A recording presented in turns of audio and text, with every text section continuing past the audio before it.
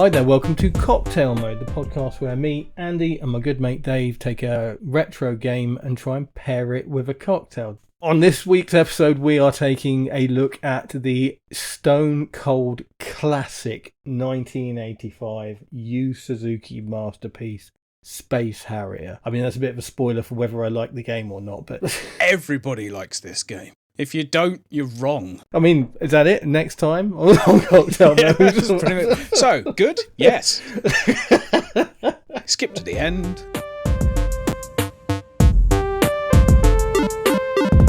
Believe it or not, Dave and I quite often do quite a lot of research for this podcast. I know, right? The thing that struck me, reading and listening to other people talk about this game, is how many of them's first experience wasn't with the arcade machine. Yeah. Which I think is kind of a sign of our age, basically. I don't think there's any other way to look at it than that. It's one of those things where people get older and things will seem older. And so it seems like at the minute, most of the content you'll sort of, if you look up about Space Harrier, there's quite a lot of talk about the Mega Drive Space Harrier 2. And from that point onwards, it seems to be that sort of 16-bit era. And this came out in the 8-bit era, 1985.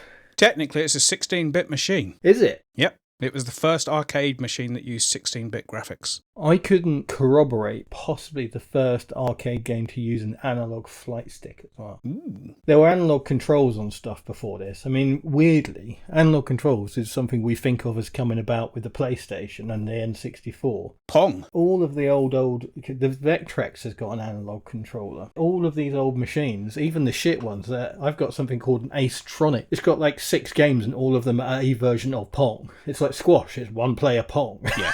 It's just like, but it had analog controls, all these old things, and then it just went away and then it came back again. But in the arcade, analog controls, there were a few of them, but that sort of analog flight stick thing, Space Harrier was the first. I can well believe it. It's one of these things, it's one of these games, it's one of these experiences that I think it's such a shame that more people didn't get to do it. I mean, we're in the UK, there can't have been more than a handful of machines in the UK. Start at the beginning, there were 3 arcade cabinets. There was just a stand-up normal thing, there was a sit-down thing, and then there was a hydraulic thing. And I mean, which is reductive to say the very least. So in a time, think 1985, this is the time of Arkanoid. Arkanoid came out in 1985. Mm-hmm. This is a time when any sort of 3D didn't really exist. Yes, there were a few games before it, don't get pernickety with me, but in real terms, you walk into an arcade and this behemoth machine was there, that with its flight stick shouting at you. Literally shouting at you. Literally shouting at you with one of the greatest pieces of chiptune music ever created blaring out of it. And you walk up to the thing, if you can get a go, put on the seatbelt entirely pointlessly because it didn't move that much. It's not a fucking roller coaster. Yeah, no one ever got thrown out of it. No, that's not a thing that ever happened. There's probably a story somewhere of some idiot drunk falling out of it. But it was enormous, wasn't it? I mean, everything else really at that time was a stand-up and play arcade. Other than a cocktail mode cabinet, it was stand-up, it was sit at a bar stool, or it was play a cocktail table. The initial designs of the idea of an arcade cabinet were copied and very little change was ever made because you could fit them side by side in a row. They're all the same depth, so you can fill a room really nicely with them, with rows of them. Something like Space Harrier just sat out the front like a sore thumb. It's like, where the fuck are we going to put this? It takes up the same space as 4 other arcade cabinets. And I love that. I love things like that because they always used to be at the front of arcades. Yeah. You'd be walking along and there'd just be this massive thing at the front. And it was either Space Harrier, Afterburner, or later on the G-Lock with the R360 thing, or Hang On, the motorbike from Hang On. Well, which was before, let's not take it away from it, it was before Space Harrier. Same year. Yeah, but before in the same year. Because Space Harrier, although 1985 is the year, it wasn't till October in 85 that it came out in Japan. So it wouldn't have hit the US until 86. And I would imagine we didn't see it in the UK for another year after that at best. Maybe in the big London arcades sooner. 86, I can confirm. Yeah? 86 summer in Cornwall, because that's when my uncle had a go in it and was nearly sick. It's one of my favourite memories. To me, it's a shame it didn't come out in 86 because it'd just be more fuel to my personal fire that 86 is the greatest year in gaming history.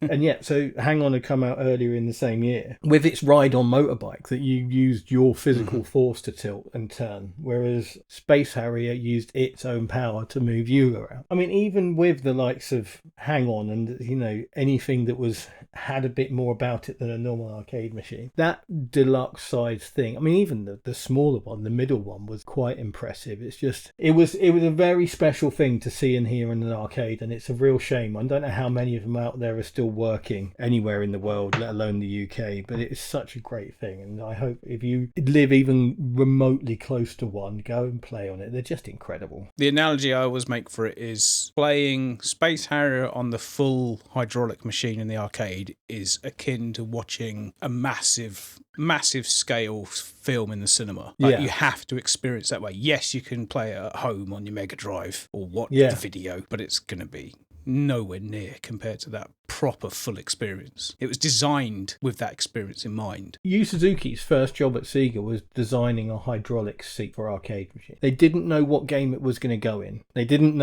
had no plans for it at all other than let's make a seat for an arcade machine that moves the player around. Yu Suzuki's first job at Sega was to do that. And then it took him 3 games, I think, to use it. Yeah. We made this thing. We spent money on it. We've got to get some use out of it somehow. Yeah.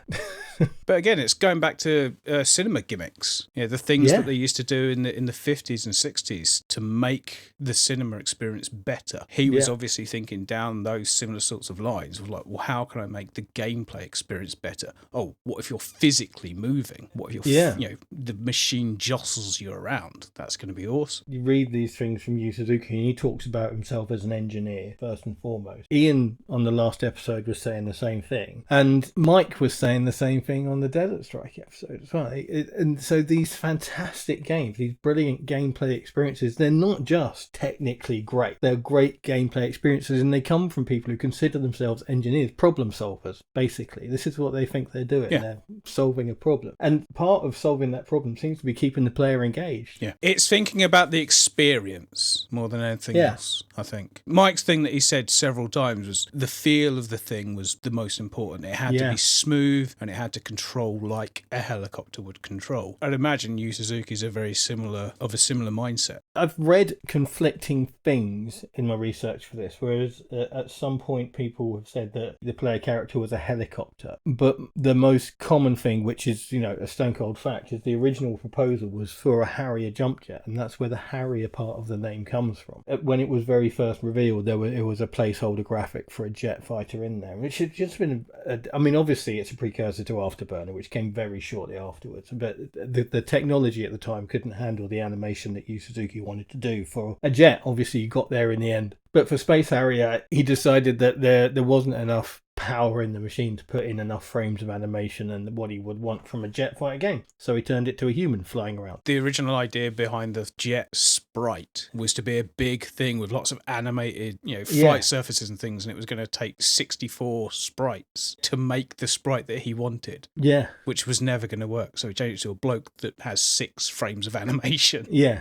Absolutely. Middle, top left, top left, top right, bottom left, bottom right, middle. Running.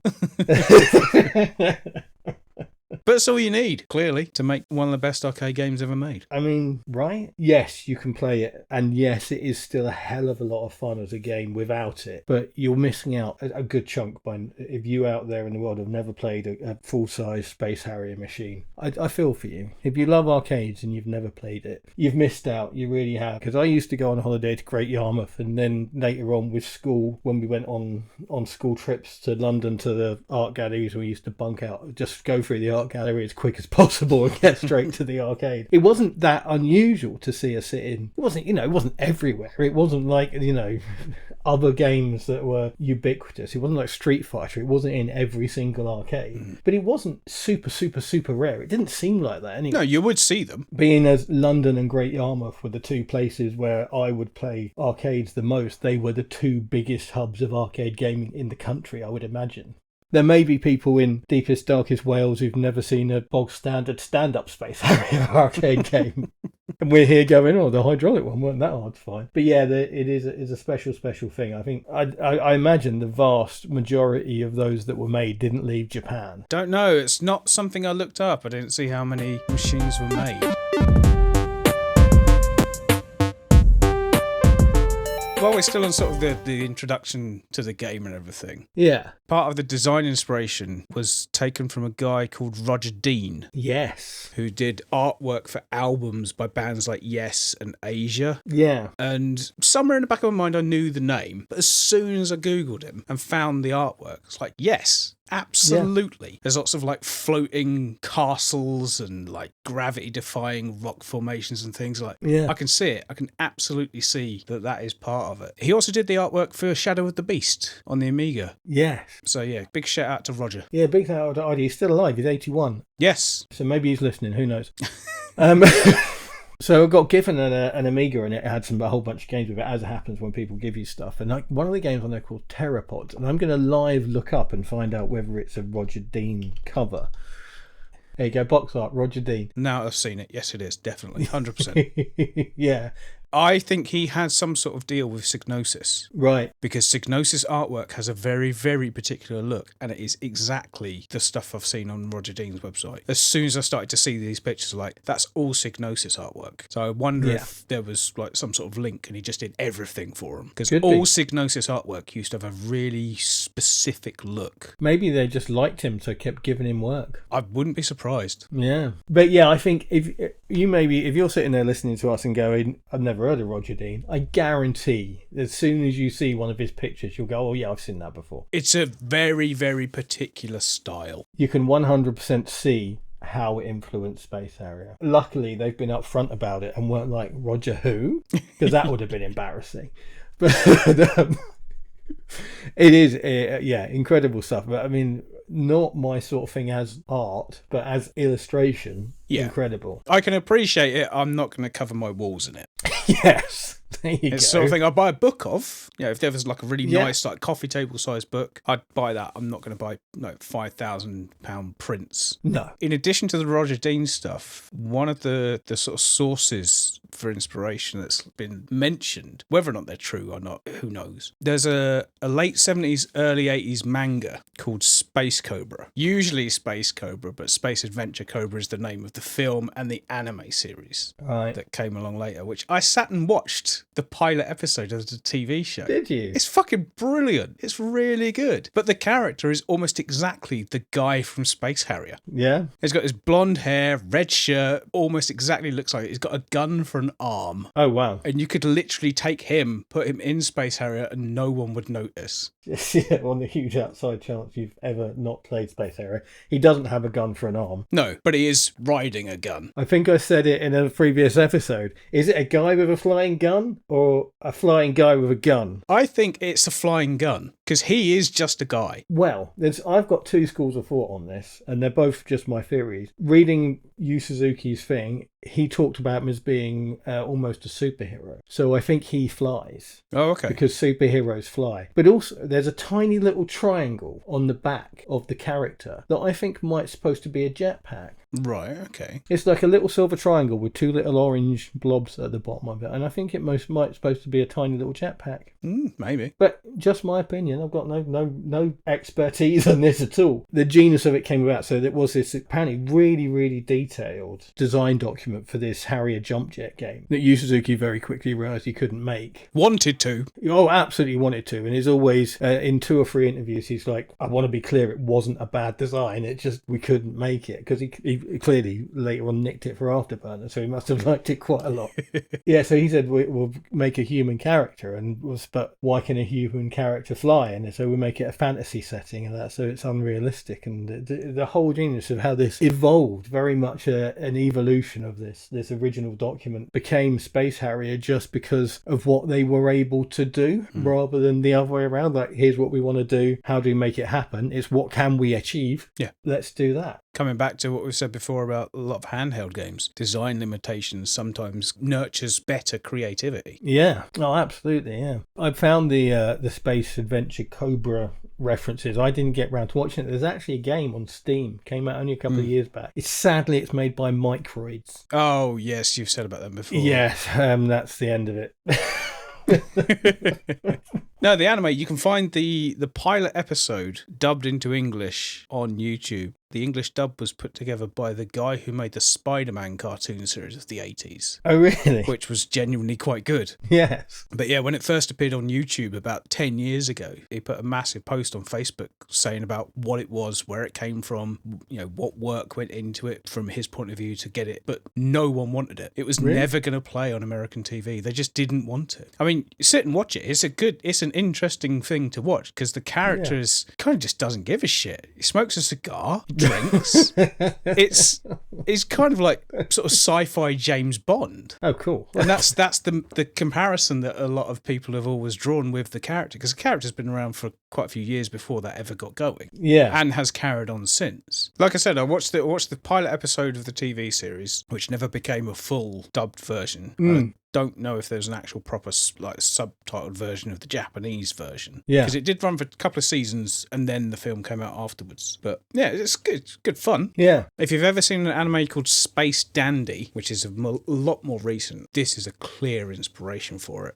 Because the bar that he goes to and the drink he orders and the ridiculousness of it all. It's great fun. A lot of my sort of interest in animation and probably Japanese culture probably stems deep down from, and I think we've talked about this before, we had a cartoon in the UK called G-Force, which was a slightly different version of the cartoon. Americans will know as Batter the Planets, which was, of course, an absolutely bastardized version of Gatchaman. And so I've always loved that 70s style anime. I think it's great. One of the biggest anime manga series of all time, Gundam, I know zero about other than that word, Gundam. That's it. That's my entire knowledge is right there. But one of the enemy characters is apparently like an obvious rip-off. The character in the game is called Dom. There's green, red and blue ones. But yeah, no, they are clear. Like the design is the exact robot from Gundam. Yeah? I've seen the late 70s Gundam series, Mobile Suit Gundam. And yeah, they're just literally copy paste pretty much.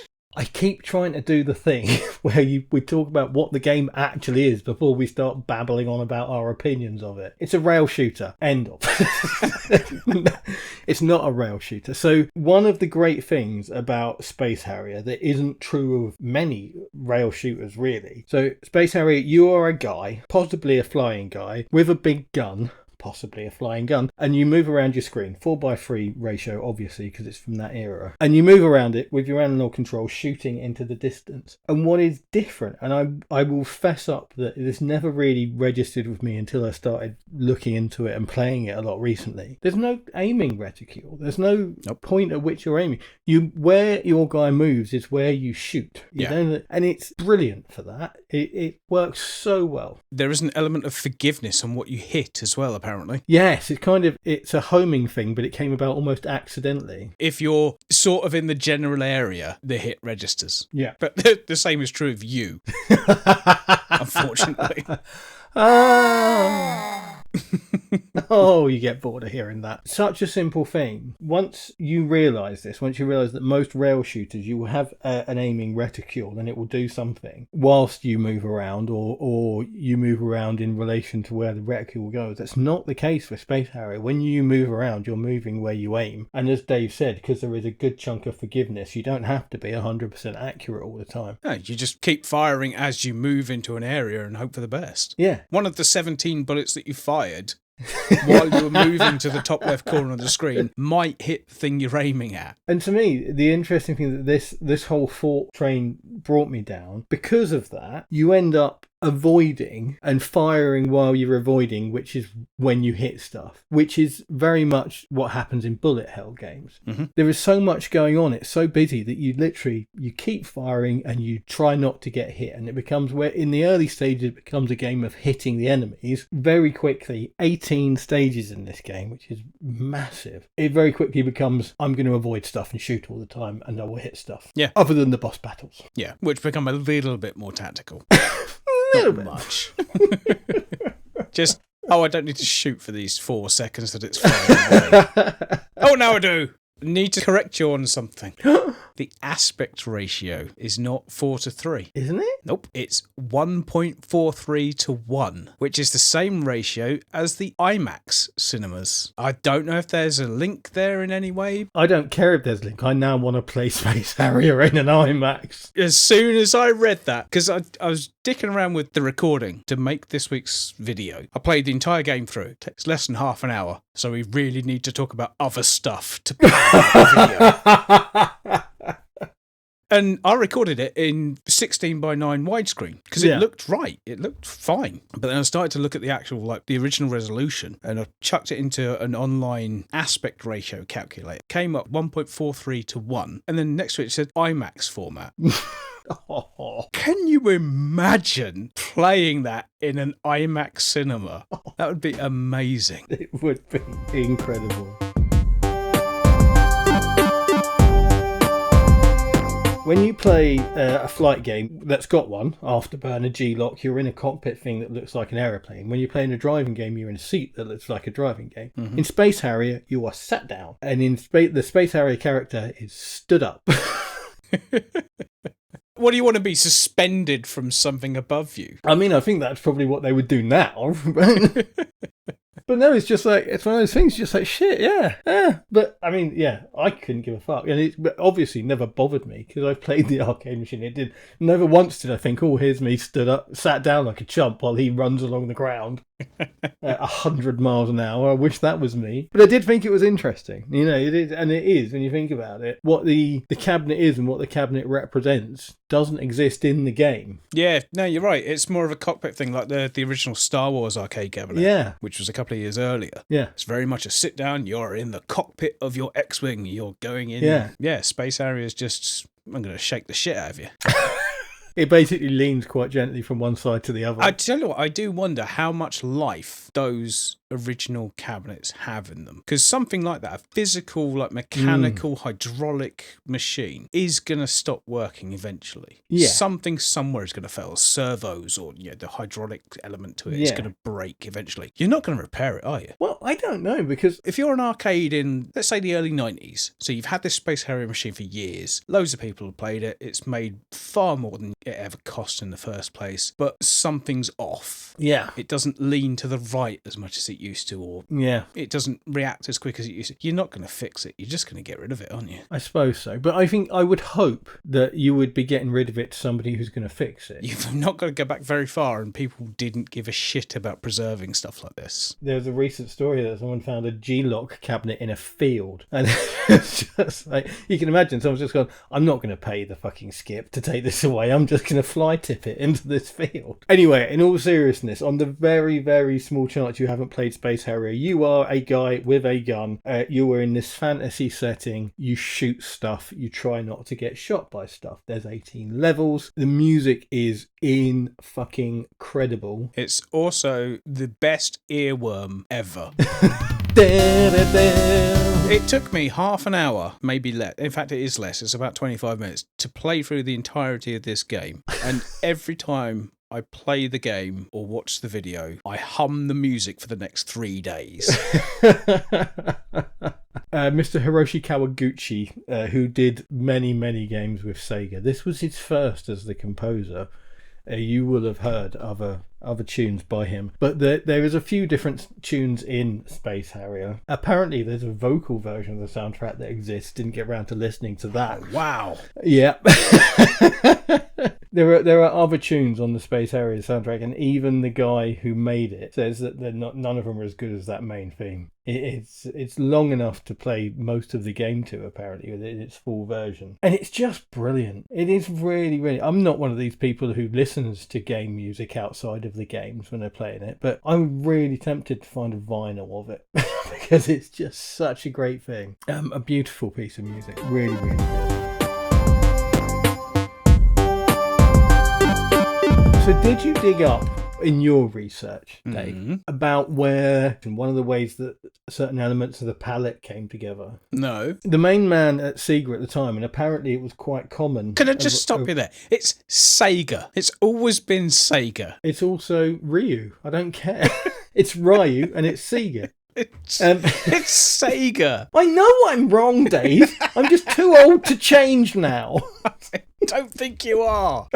You're too bloody minded to change.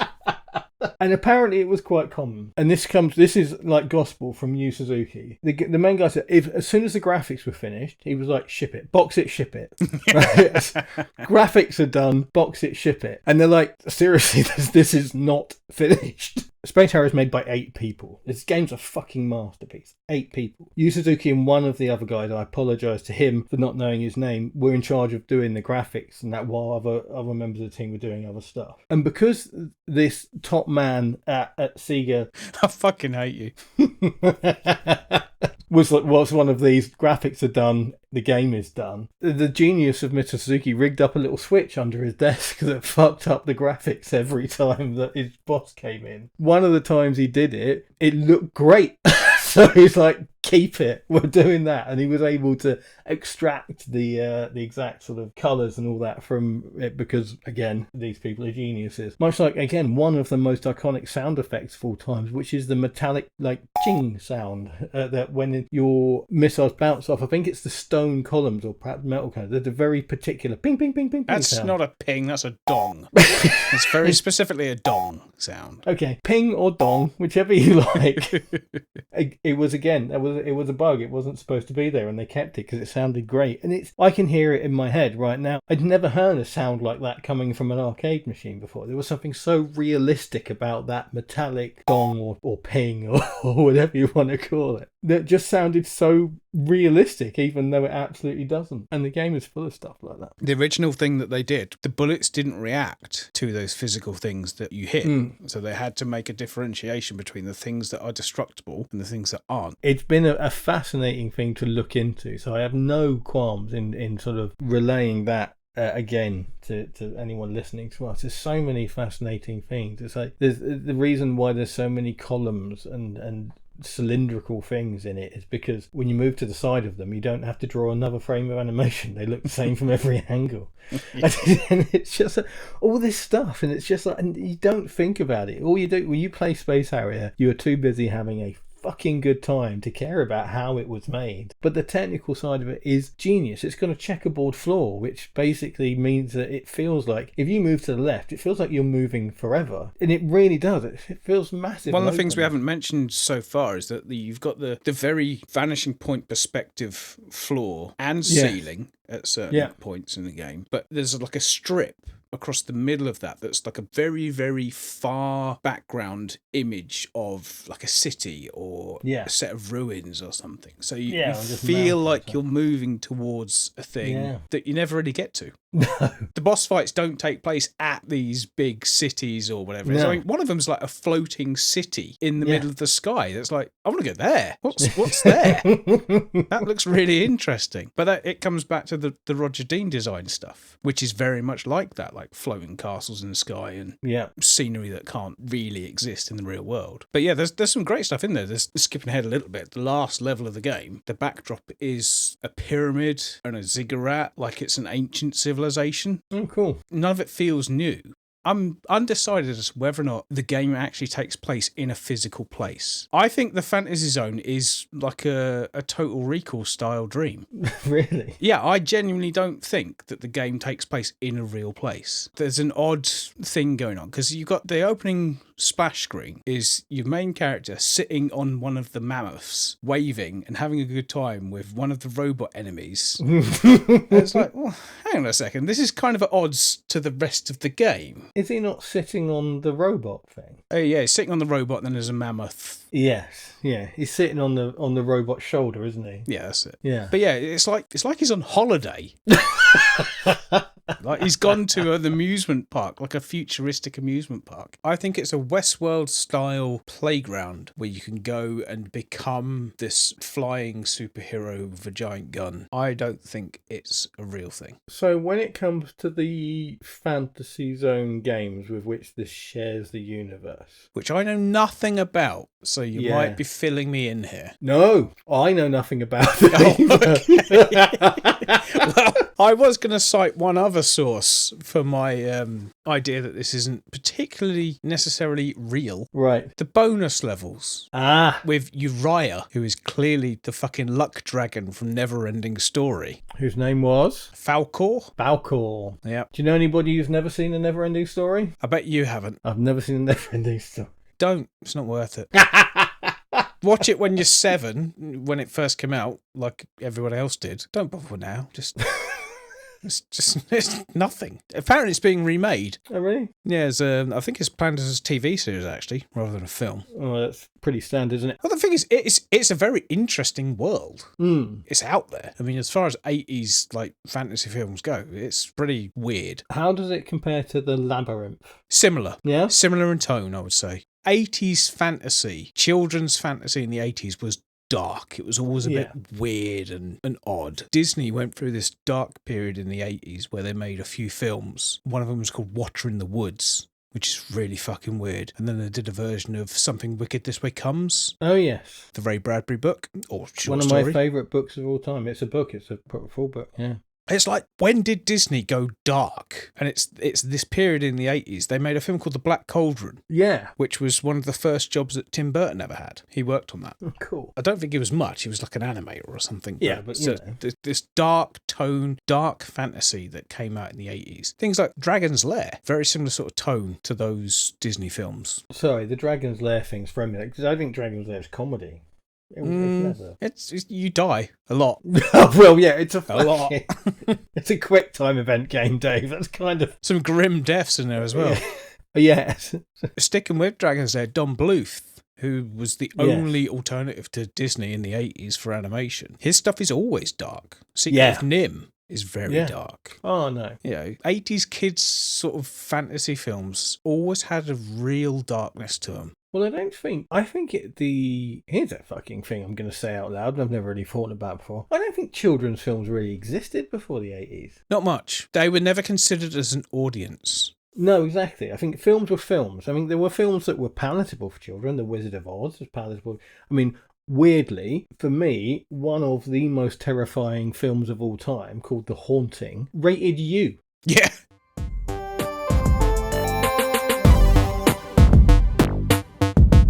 Like we said before, there's no story. They tried to add one when it came out on the home consoles. The Master System had a little bit of a sort of justification of what you were doing and why. But realistically, it's you draw your own conclusions, I think. Oh, absolutely. I mean, the conclusion is you've got to fly into the screen and everything has to die for some reason. Whether it be a tree, a rock, a one-eyed mammoth, a weird propeller-looking thing. It's got to die. Everything's got to die. That's your story. Trees that explode like nuclear bombs.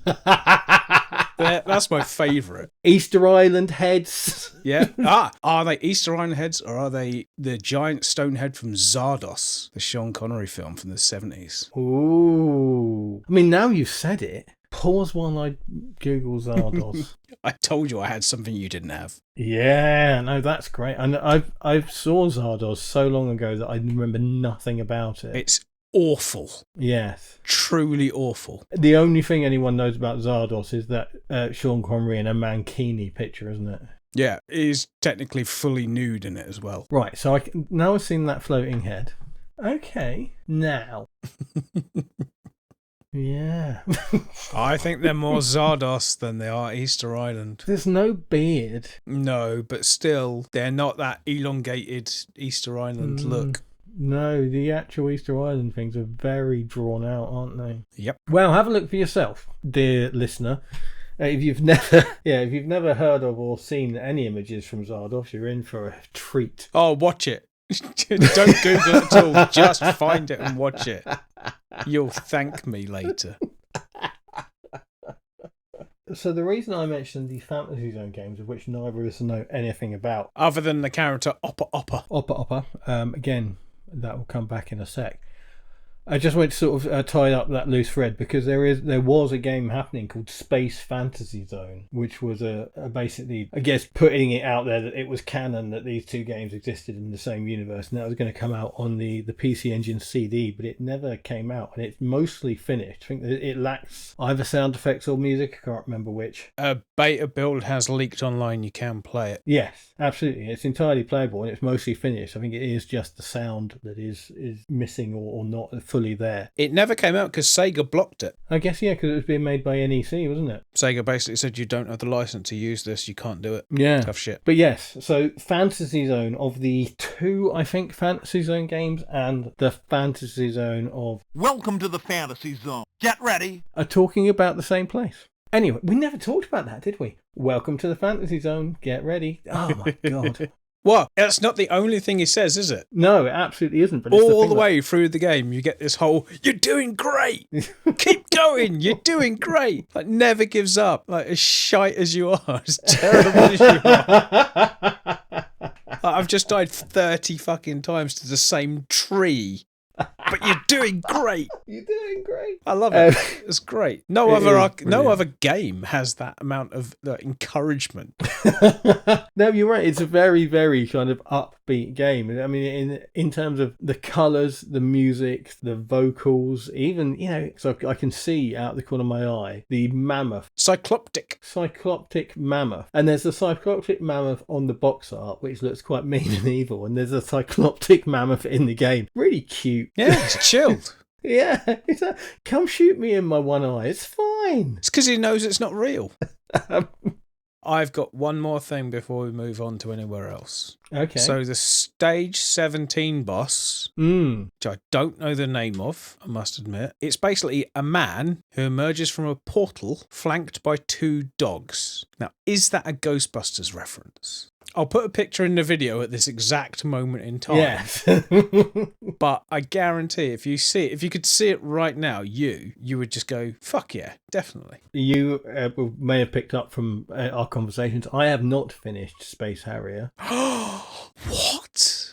Dave has finished Space Harrier. You've never finished Space Harrier? Did you keep count of your credits? I put in 51 credits at the start of the video and left it in. I don't know how many times I actually die. I do pretty well. Again, I guess this is, what's the word? Exclusive to this video. I love Space Harrier. I suck arse at Space Harrier. Oh, you're going to love my video. There are moments in this where I channel my inner bullet hell player and do things that I didn't think were possible. There are other moments where I run into a tree. Yes, I mean, we've all been there. Me, like, over and over and over again. I love it. I genuinely, there is no part of me that doesn't love Space Harrier, but I suck at it, and it gets to the point where I'm dying so often and so quickly that I have to stop playing. It's just, but I just adore it so much, and I think this is a thing, isn't it? There's this. I think we may have talked about this before as well. There's this whole thing where you've got to complete a game to have seen the end of it. We talked about it before. Driver. Never seen the end of Driver. Don't care. Still one of the best games ever made. Never seen the end of Space Harrier. Don't care. Still one of the best games ever made. It says the end. I bet it does. Yeah. I think they changed it for some of the other versions, but yeah. To me, it's not a film. It doesn't matter. I mean, the only time it can matter is if it's a particularly impressive boss near the end. But as we mentioned in R-Type, was very rarely the case because they knew that most people wouldn't see it. So they put the most impressive bosses towards the beginning. Yeah. Which is just, it's kind of counterintuitive, but it's the truth. It's designed to keep you playing. Oh, if that was the first level boss, what the hell's the second? Oh, it's a bit shitter. Oh, you can stay in one place and kill it without moving. But that's the point. So I've never finished Space Harrier. It's underwhelming, if I'm honest. One of the notes that I made for recording this was I've never seen the bonus stage before, which is like level 4. So I've never actually played enough of the game to get to level 4 of the fucking thing. And that's Falcor, isn't it? This is this huge... Uriah is his name in the game. in the game, but it is essentially it really it's is. the luck dragon from Neverending Story. Yes, that's what you were right. All you do on him as well is sort of fly left and right and hit trees. It's pointless. I don't know why they even bothered to put it in there. Well, actually, I do. It's the only point in the game where you get a break. Yeah. Because it never fucking stops. There's no loading screens. There's no pause. No. From level to level, there's nothing. The name of a level will come up, which may or may not be Geezer, which always makes me laugh. And Moot. Yeah. That's it. That's the only two anyone ever knows. Geezer always makes me laugh every time. Geezer? You like Geezer? Yeah, that's the thing. Yeah, that's how I hear it as well every time. But yeah, the bonus levels are the only point in the game where you're not just completely 100% invested in it. Yeah. Because you have to be. If you blink for a second, you'll die. Yeah, if welcome you're not moving around the screen as much as you should be in the right direction as you should be, you will die constantly. Yeah. But that's an arcade game. That's what arcade games are made for. Absolutely. And apparently, I because I suck quite hard at Space Harrier, I looked up how to be better at Space Harrier, and basically the enemies always shoot at where you are. So theoretically, you can keep moving in a clockwise circle. Diamond is the best formation to go for. So there are some moments in when I've watched back the video footage to be playing it. There's a bit where I'm like weaving between the stone columns on one of the levels. And I just think, when I'm doing that, I don't even see it. No. And it's one of the big things I've got about Bullet Hell. I don't see what I'm doing when I'm doing it. I'm looking at what's coming at me like further down the line rather than the thing that's at me at the moment. Space Harrier is very similar. I think if you're good at Space Harrier and you enjoy it because it's challenging and you fly around as much as you can and avoid all the shit, you'll love it. If you're shit at it, I think you'll hate it. And you won't play it for long. No, but I think it does. The first level is much less hard than the others, and it does kind of creep up in difficulty over the first 5 levels, I would say. But after that, it's just brutal.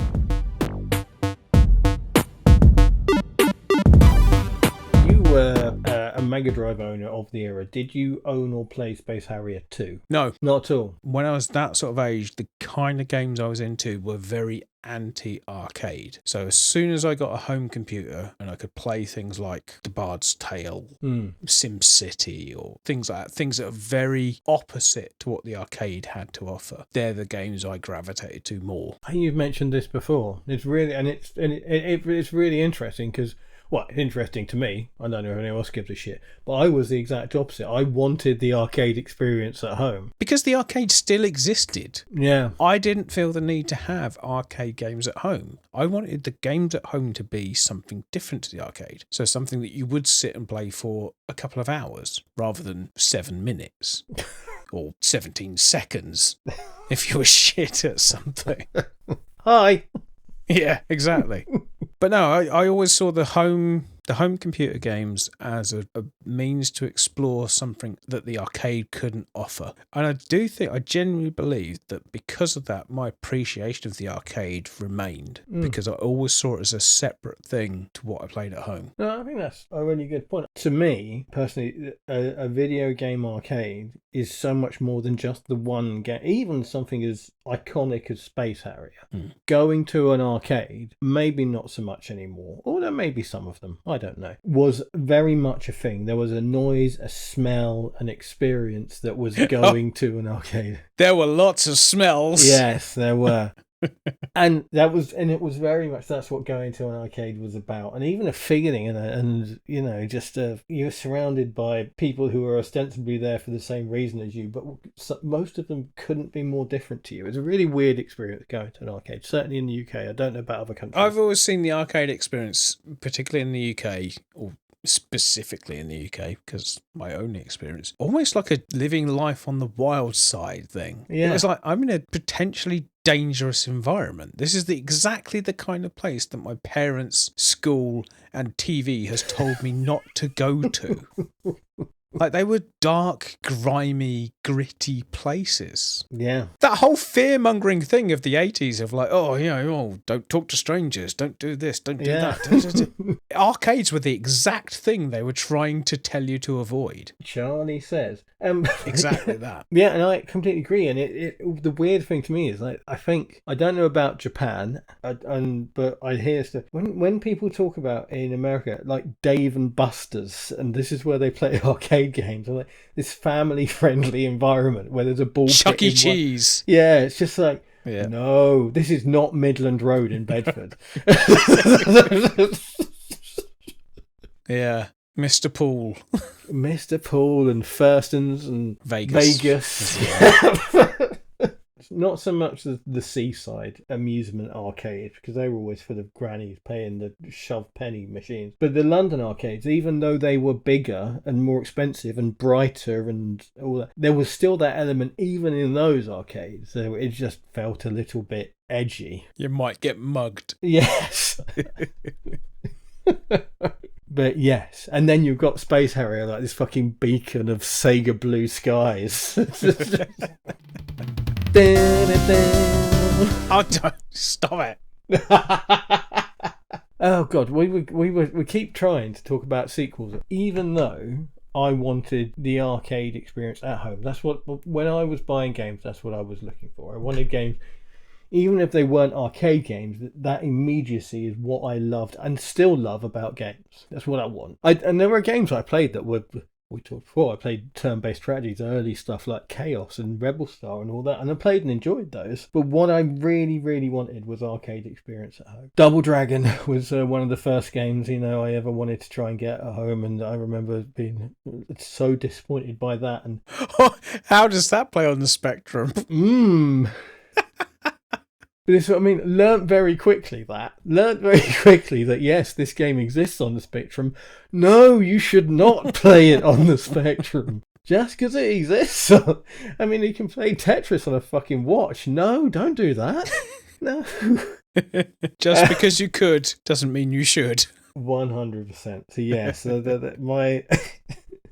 My desire for the arcade experience was very much tempered, and it was always, not always, that's a lie, because stuff later on, like Chase HQ, arguably the best version was on the Spectrum, because they took the feel of the game rather than try to recreate it one for one, and made this brilliant thing. It was usually games that weren't actual ports of arcade games and things that were the better arcade experience. Games like Cybernoid, which were brilliant shooting exploration games, it felt like an arcade game but weren't, and all that sort of stuff. But yeah, so I never had Space Harrier for my Spectrum because I saw the pictures on the back of the box and went,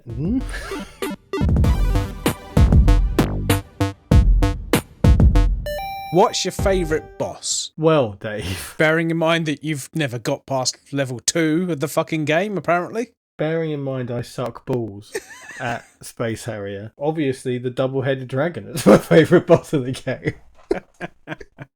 Not long after that is where I start to endlessly just suck.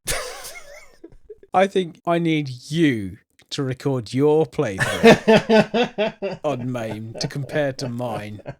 Put them side by side. Let's see how it goes. Oh, God, don't do it. Don't. It's humiliating. Double-headed dragon. It probably got an official name. No idea what it is. I didn't write it down. The way things are constructed, I'm going to talk to our audience as if they're stupid and they've never seen Space Harrier. But the way things are constructed in this game and other games, where it's just layers of 2D things making up a 3D thing, I think in two places it really shows itself in this game, and I think it is the bonus level, because I think the way the Luck Dragon from Neverending Story moves around that screen with its tail like trailing behind it, nobody would have ever seen anything like that before at the time. No. And it looks gorgeous to this day. It really does. It looks beautiful the way it moves around. But also the double-headed dragon has that about it. All the dragons have that about it, but the fact that the double-headed dragon, you're trying to shoot one end, you never know which is coming at you, you've got to dodge two lots of fire. To me, it's a great sort of combination of the technical brilliance of the game and the challenge gameplay part of the game. It's kind of, maybe because it's the last major point that I get to, because not every level has a boss. No, there's actually only 7 bosses in the game. In 18 levels, yeah. Oh, 8 on some of the ports. Apparently, the extra boss on, like, I think everything from the Master System version onwards, people say is like a much better boss than the actual end boss. Obviously, I've not seen those either. I can't believe you've never played this through. I haven't, but I could have at any point sat there and coin spammed my way through it. Nothing about my shitness at this game takes away how brilliant this game is. No. I've never played Space Harrier 2. I've watched a few videos of it over the last week, and it looks like a not as good looking, not as good sounding, but with slightly different levels version of Space Harrier. None of the Space Harrier other games feel like an actual sequel. Yu Suzuki wasn't involved in any of them. That's not true. Go on, what?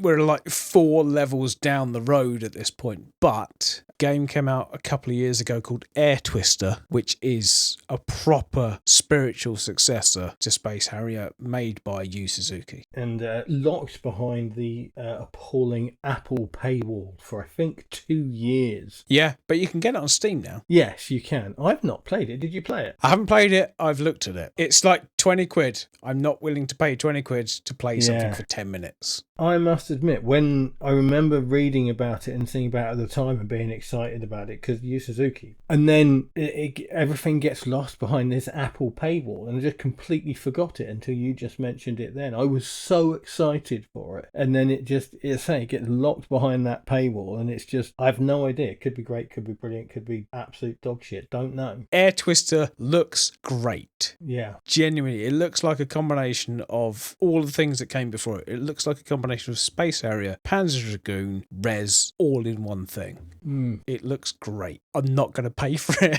just in case it's shit.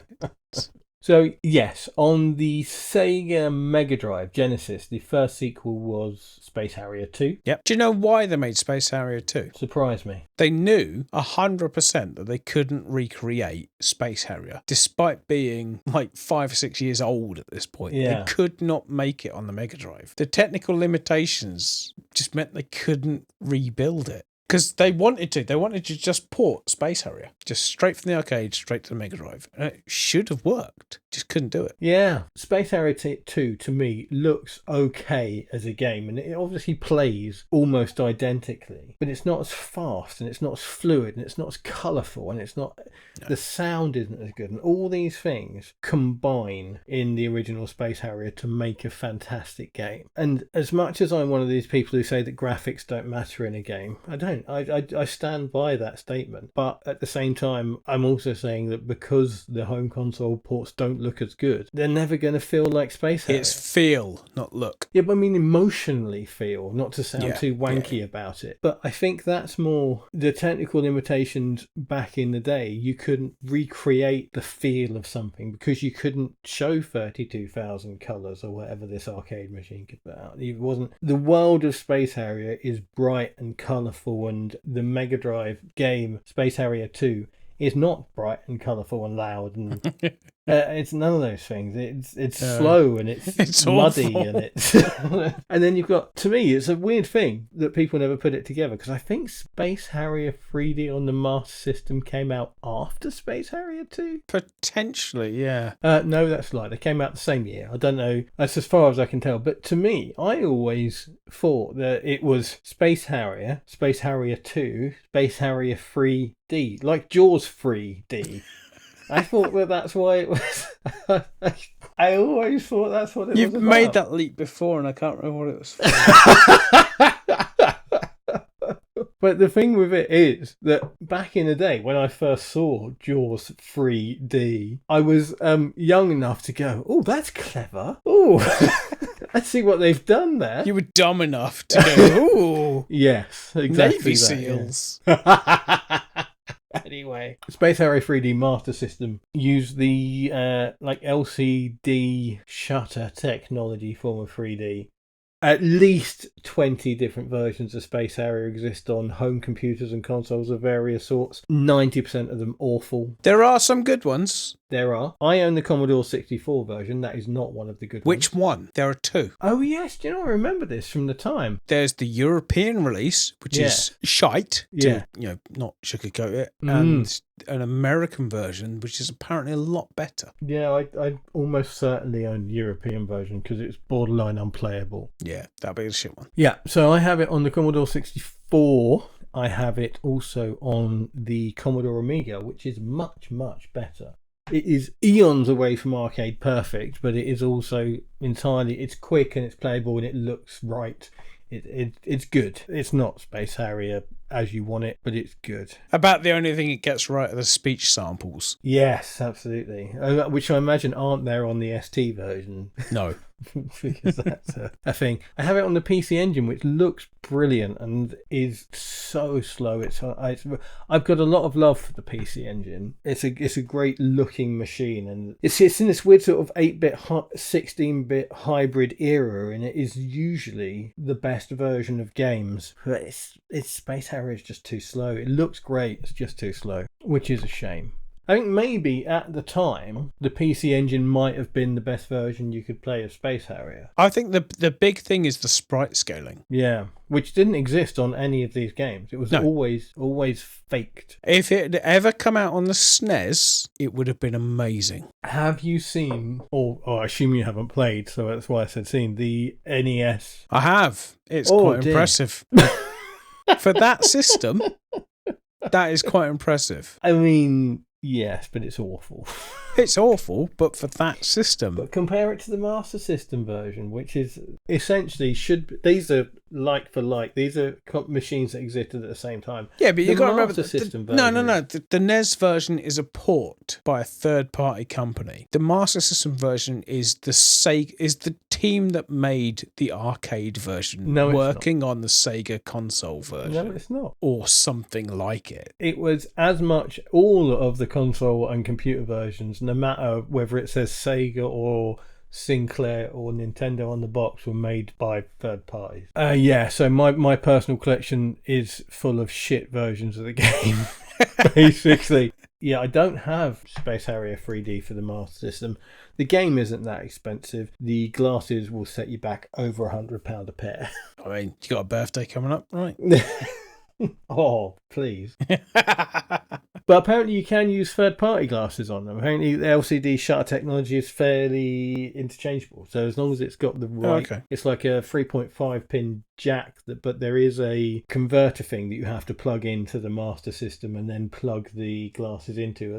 But you can find them for 30, 40 quid. So it's not impossible to play it as intended, but it has to also be plugged into a CRT TV, which is probably the biggest barrier for a lot of people. You know how we talk quite a lot about how the hardware is part of the experience? Oh, yeah, definitely. Space Harrier on the Sega Game Gear.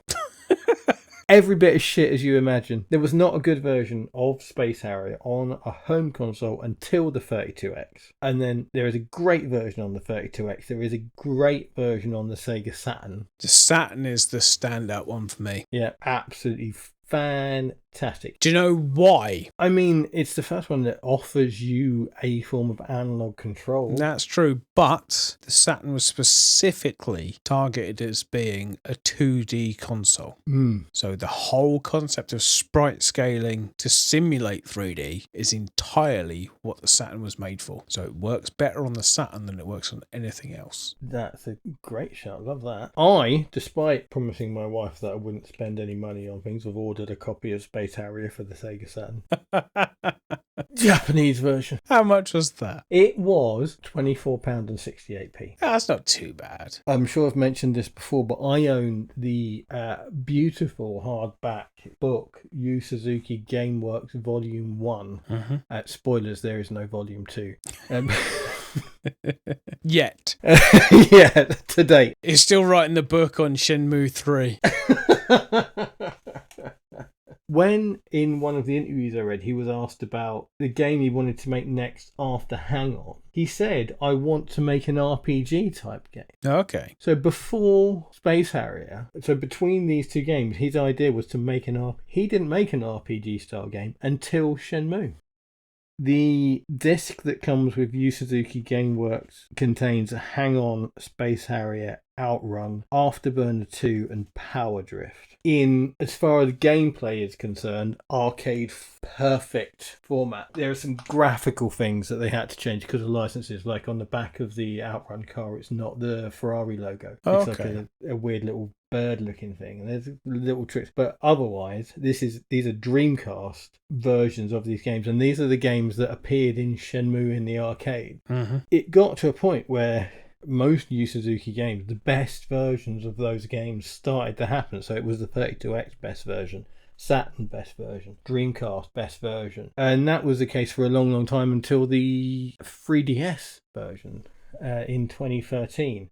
M2, a software company who are related to Sega in some way that I don't quite know or understand, put out on the 3DS all manner of classic arcade games built from the ground up for that stereoscopic 3D. But not just that, they went in and they increased frame rates, they added difficulty levels. These games, the 3DS classics, there's Outrun, there's Space Harrier, there's Power Drift, like the Yu Suzuki games, all these fantastic games. These are, without question, the best way to play these games if you can't get to an arcade. They are beautiful. They're created clearly with all the love in the world. These 3DS games add a lot and take away nothing. They're incredible. And Space Harrier, this is what, hopefully this will explain to you the passion that whoever made these games has for these games. There is a version of Space Harrier in the 3DS that tilts the screen from left to right as you play to mimic the look of the arcade game as you played it. But they went and found a machine. I say found a machine, they're Sega, they've probably got one in the basement. They went and turned on that machine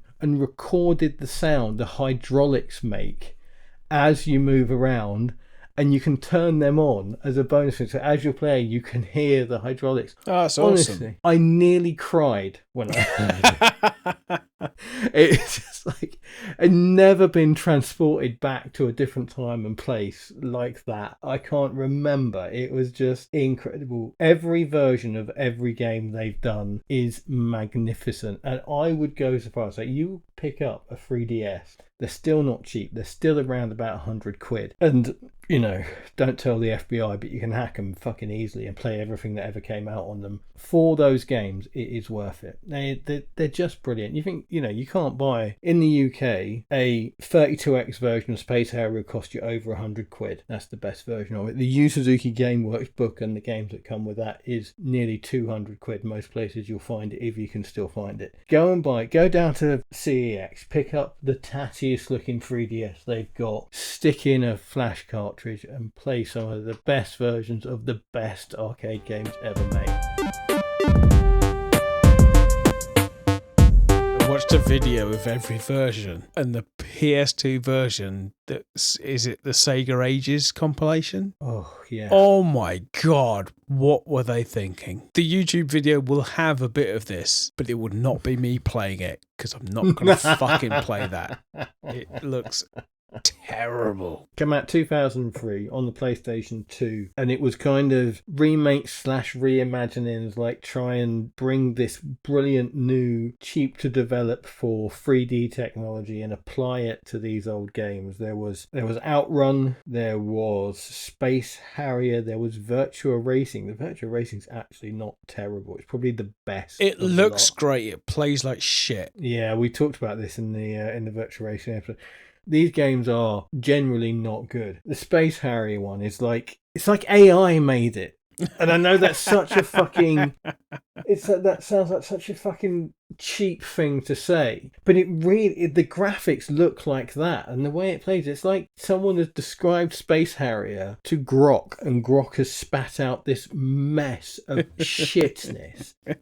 It's awful. The one defense you can have of it is it was like a budget release. It came out for like 25 quid, and there's like 7 games on it. But when you are somebody like me who considers that games are a project of passion and of love and of skill and talent and all that, and then you see stuff like that with a Space Harrier name on it, it makes me want to like properly hurt people. Did the challenge that I gave you make the edit, or did we lose it? I think we lost it. So Dave and I have previously talked about doing Space Harrier in an episode, and I said that we can't do an episode until Dave and his several £1,000s worth of PC have got an emulation of Planet Harriers running. And then, no word of a lie, on my birthday, the DMUL emulator releases an update for the first time in 7 years that makes Planet Harriers run beautifully. Perfectly. Even on my piece of shit old PC, let alone Dave's fucking mammoth thing. Talk about Planet Harriers, Dave. It's all right. I genuinely think if they'd have made a Dreamcast version, which they could have, they really could have, because it's basically a reskinned version of Res, the Dreamcast might have lasted a little bit longer, because it's a brilliant game. It's fantastic. I love it. It doesn't allow you to coin spam your way through it, which I appreciate. Mm-hmm. Also, it means I've only seen 3 levels of it. And that's 3/5 of the game. Yeah. But it is glorious. Yeah. It's a combination between Space Harrier, Panzer Dragoon, which we haven't mentioned at all. Well, I don't think Panzer Dragoon is relevant until you talk about Planet Harriers. I do. I think Panzer Dragoon, we should separate this from the Planet Harriers conversation. Panzer Dragoon came out in 95 on the Saturn, and it's a clear evolution of the Space Harrier idea. Okay. Okay. It then carries on to either Planet Harriers or Res, because they are very similar. Yeah. The way they play, the targeting idea and releasing shots at targeted icons. But that's an afterburner thing anyway. But I mean, Resident Silvergun, you know what I meant. Resident Silvergun? Radiant. There we go. Fucking idiot.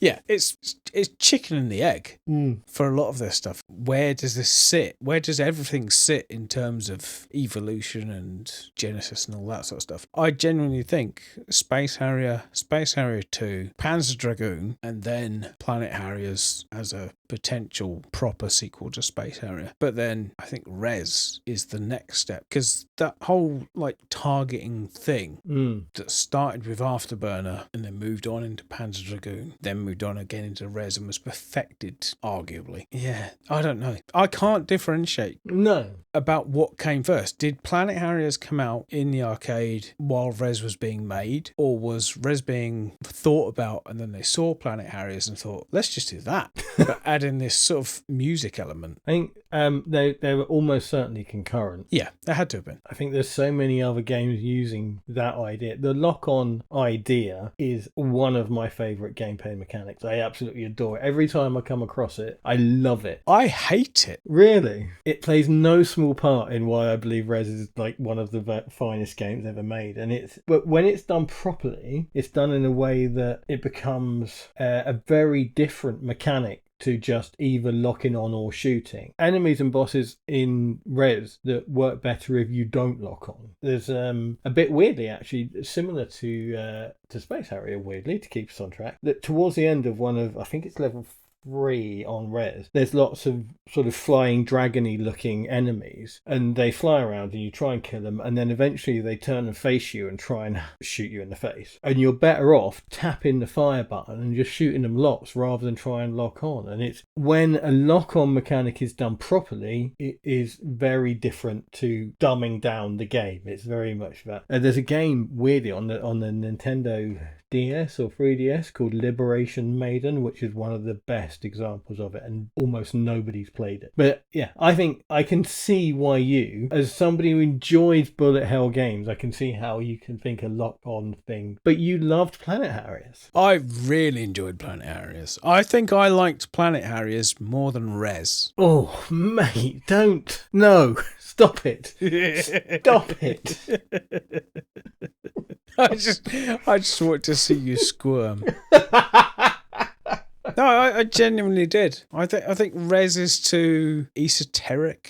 Do you know what? I would have put money on the next word out of your mouth being esoteric. Yeah. Res is trying to be something where it doesn't need to be that thing. I think it wants to be art. Oh, I think it's the other way around. Really? I think it's art that happens to be a great game. Oh, okay. There has been, from every time I've played Res, the first time until the last time, which is hundreds of times. I don't think I've played a single game more than I've played Res.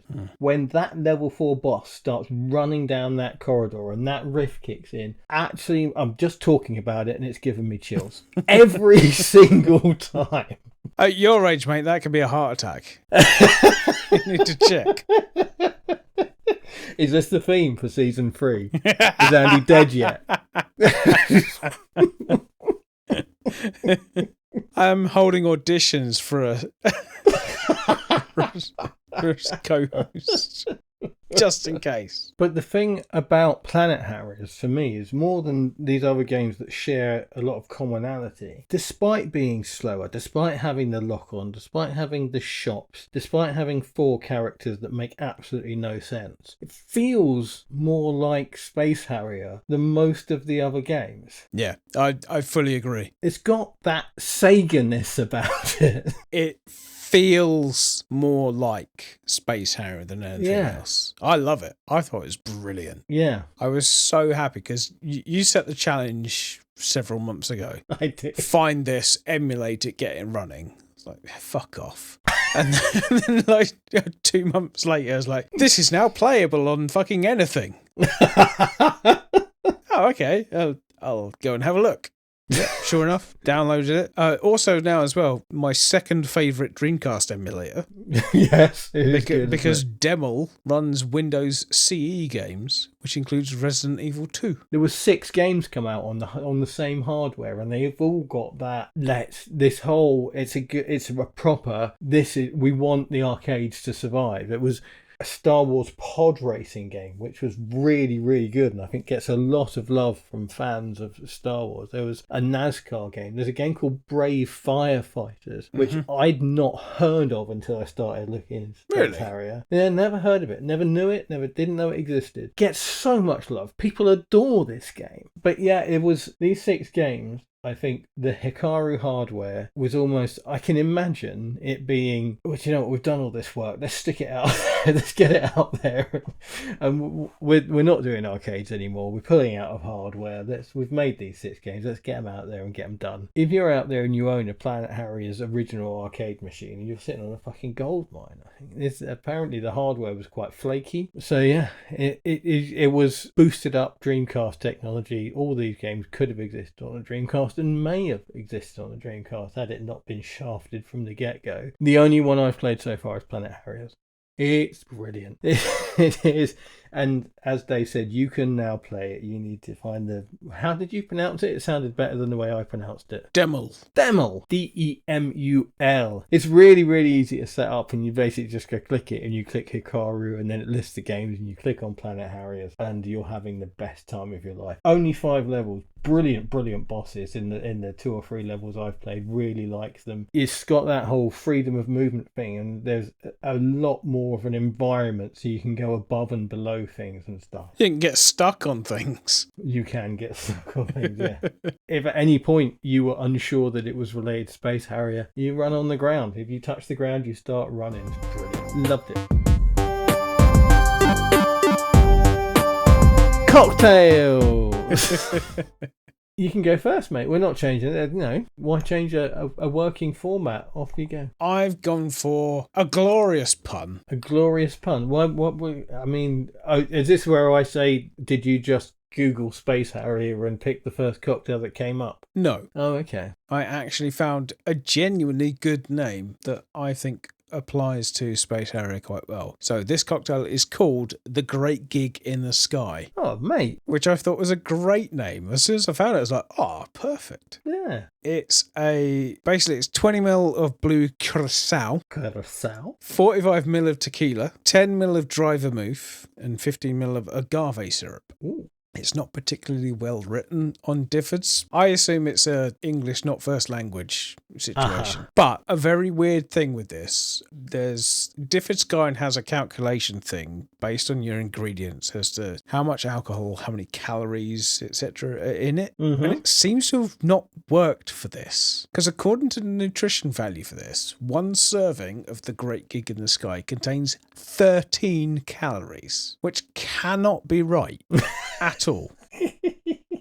The apparent alcohol content is 0.4 units of alcohol, despite having 45 millilitres of tequila in it. It's not worked. Something has not worked here. Harry, get on it, mate. Yes, it's weird. It's the first time I've ever found something where I've looked at these numbers and questioned them. Because normally I just look at it and go, shit me, that's a lot of calories. That's a lot of alcohol. That sounds good. Yep. But this sounds good, and the numbers just don't quite work.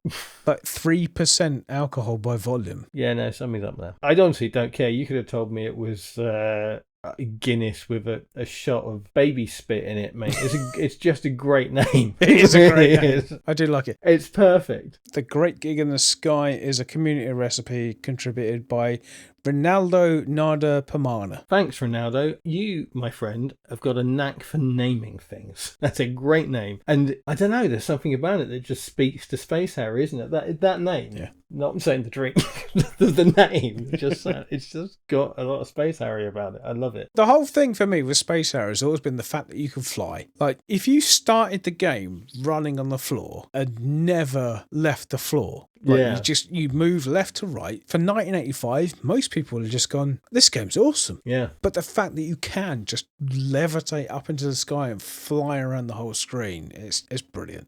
So for me, second drink in a row that's not off Difford's. Second drink in a row that I found on Instagram. Oh, sorry. Second drink in a row that features lavender. And I don't even like lavender. Is this a now you've turned 50 sort of thing? I can start putting it in my pillow. Second half of your life. From extensive Googling, and because it's Space Harrier, so I wasn't, as you didn't, you've looked and you've found something that feels right. I didn't just want to half-arse this. And it took me, I went through lots and lots of things, and this is a pun that is a bit tenuous, but I found a cocktail called the Falcor. That is fucking tenuous. Right? But what I love about this is, genuinely speaking, this is because I love my cocktails and because I'm a bit more, I think, to be honest with you, I think I'm a bit more into mixology. I know I'm into it more than you are. I'm pretty sure I'm more into it than everyone listening except Harry. I love the idea that he works for Difford's, but he doesn't give a fuck about cocktails. He drinks Jaeger bombs. This is from a bar in Juneau in Alaska called the Narrow Bar. Alaska? Has this got a toe in it? What? There's a bar in Alaska that has a drink that has a human toe in it. This isn't that, no. Oh, okay. No. Well, I'm bored now. It is made from Pim's lavender simple syrup, orgeat syrup, and egg white. This is on their Facebook page, but it looks like somebody works behind the bar called Matterson. Her original creation, the Falcor. Love that. I love that it's her original creation, even though she's misspelt Falcor in the description, or somebody has who was putting this out there for them. No measures, so I've had to guess. It's a little video, like a shorts, like that sort of thing. And she definitely puts a double shot of Pimm's in it. So I started off with a double shot of Pimm's. And then there is also lavender simple syrup, orgeat syrup, and egg white. And I figure your general cocktail ratio, the 2-1-1 thing. So I went, it was a double shot of Pimm's, so it's probably a shot of simple syrup and a shot of orgeat. I put that together, shook it up with the egg white, lovely and fluffy and milky. Looks almost identical to the last egg white. Same colour, that yellow, almost abacar coloured thing going on. It was very sweet. I think if I made it again I might tone down the syrups a little bit, and maybe I put too much in. I have no way of fucking knowing. I'm going to message them and find out genuinely. Wait for the update next episode, see if they'll tell me. But yeah, it was a little bit sweet for me, but it was, that sweetness was toned down by the Pimm's, which I don't know if anyone listening has had Pimm's. It's got quite a tea-ish. I always think it tastes quite a lot like tea, Pimm's. It's got that sort of herbally kind of flavour to it. And And it has that, and the egg white's quite creamy, and so it kind of makes the sweetness sit a little bit nicer, but it's still very sweet. But I enjoyed it a lot, and it is lavender simple syrup you make by simple syrup is 1-to-1. So if you had 200 grams of sugar, you would add 200 ml of water. And so you basically do that and throw some lavender in there and like simmer it for about 10 minutes. Works a treat, not difficult. But it's lovely. It was nice. I enjoyed it a lot. And I'm just, as much as I love Diffords and everything we learn from Diffords and all the ease of it and the finding things, when I find these little offshoots, this little video on Facebook has got 8 likes. And so I kind of, it's going to get one more from me and a message to say, can you tell me the ingredients, please? Because we use this on our podcast. I think these are our people, is what I'm saying. But that's half the point with cocktails, though, isn't it? It's like you meet somebody at a party and they start mixing something together and you're like, what the fuck are you making? It's like, oh, this is my own thing I came up with. This is the Dave. Yeah, exactly. That's more interesting than somebody just saying, oh, it's a screwdriver, it's a tequila sunrise, it's a white Russian. It's just, oh yeah, this is my own thing I made up. Yeah. To me, it's the thing of, oh, you play video games. And someone, oh, have you played the latest Call of Duty? It's like that. Oh, you like cocktails? Oh, what do you think of a... I nearly said Long Island iced tea there, mate. Screwdriver. Yeah, exactly. Sunrise. And it's like one of the things where the first sort of, what's the word I'm looking for? Not inspired me, but I've always been slightly intrigued by cocktails. But one of the things that kind of reignited that was, weirdly enough, an episode of Archer, where Archer, I can't remember which one, that's one where he's in his coma and he goes back to the 40s. And he says something like, does anybody want a cocktail? And like most people are like, it's 10:30 in the morning. And one woman goes, oh, Corpse Survivor number 2, please. And it's just like, the Corpse Survivor number 2 is my favourite cocktail, and it's just that where you just feel that little connection of cool shit. And that's what I thought this was. She's obviously made her, I mean, maybe it's just the Chinese luck dragon because it is an actual thing that they used in Neverending Story, or maybe she's a big fan of the Neverending Story, much like Yu Suzuki clearly was. But I love the little tenuous links. I think it's great, and it's a nice cocktail. I genuinely would hope that they come back to me and tell me the levels, because I thought it was a tad too sweet. I would say a double shot of Pimm's, maybe like half a shot of lavender simple syrup, half a shot of orgeat, and an egg white might be less sweet and more enjoyable as a cocktail one. Right, so I just wanted to do a quick thing, and I'm going to put it here in this dead space between when we've talked about cocktails and when we end the show. But in case, if you're not interested, you can basically stop. There's quite a few things we mentioned, and tie-ins even we did, episode times we did before, for films and things that, because we record ahead of time, and things that we hadn't seen, stuff like the new Running Man film and things like that. So I thought I've sort of caught up quite a lot since then. I don't know if Dave how many of these things he's seen, but I just thought I'd sort of go back and dot the I's, cross the T's. For example, the Running Man film, the new Running Man film, meh. Yeah, not reviewed well. It's just meh. It's just a bit of a shame. There's something about the plot that's almost Heart of Darkness about it. He's okay. Although, Heart of Darkness, he is going to a place and he's meeting all these people along the way. In the Running Man, he's running away, obviously, and meeting these people in these situations along the way. And there's something in the structure, there's that. In everything else, it's just a bit of a mess. The script is dull. It's just meh, and I hate that. I hate that word. Yeah, we talked about torque in the MSR episode because the helicopter jet turbine engine bike that is in the end of Torque is in PGR4, and it's awful. Awful. And I enjoyed watching it more than I enjoyed watching The Running Man, which is bang average. Yeah. Season 2 of Tomb Raider the cartoon, better than season 1 of Tomb Raider the cartoon, not hard. There's nothing particularly special about it, but it's quite good fun. Finally got around to watching Blade Runner 2049. Oh yeah, what'd you think? It's alright. Alright, done. Next. Blade Runner 2049 would be a much, much, much better film if it wasn't tied to Blade Runner. Yes. There's some really good stuff in there, but it's too long, it's drawn out. The relationship between Kay and Joy. before you ask for her name. Thank you. The relationship between them is a beautiful thing. It's written great, it's acted great, it's just great. That for me was the most interesting thing in the whole film. 100%. Predator Badlands. I've not actually seen this yet. Okay. Shit. And it pains me to say it because I love Elle Fanning. I think Elle Fanning is brilliant. I really do. I think she's fantastic. And she is completely wasted in this film. And worse than that, she's the worst thing in it.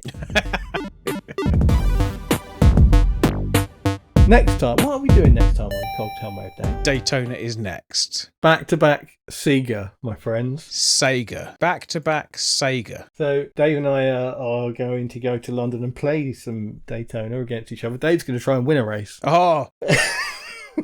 Dave's going to fucking kill you. You win. Anyway, next time you'll be listening to Dave and I prattle on about Daytona, USA, and how many times I've beaten him as we played it in the arcade. This needs filming. This needs evidence. I'm not fucking having this slander. Do you concede that the last time we played Daytona, USA in an arcade, I won every race? Yeah, I do concede the last time we played Daytona together, I was awful. And it sounds like you've been practicing every day since to put that crime correct. No, definitely not. And definitely not on the fucking Dreamcast version, because that's shit. No, it's not. It is terrible. What's I played it terrible recently about for it? the first time ever. It's awful. I'm looking forward to this. Yeah. Well, there is battle lines are drawn. There's going to be some fighting talk in this one. And that'll be next time on Cocktail Mode, where gaming and alcohol are in our blood.